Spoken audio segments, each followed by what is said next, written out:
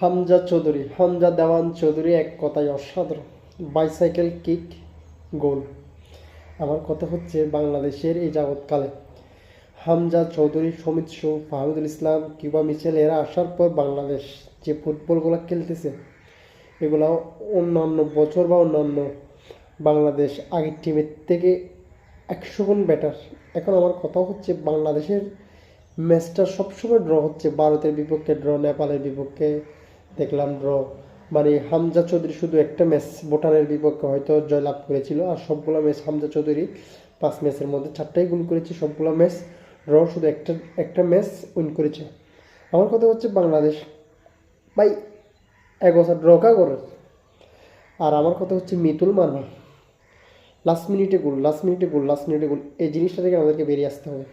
প্রয়োজনে goalkeeper change করেন, না হয় ডিফেন্ডারকে চেঞ্জ করেন। ভাই অসাধারণ একটা বাংলাদেশ খেলা খেলেছে। আমরা আশাবাদী ভারতের বিপক্ষে আমরা ভালো কিছু করব। আর হামজা দেওয়ান চৌধুরীর কথা কি বলবো, বা বাইসাইকেল কিক, গোল অসাধারণ।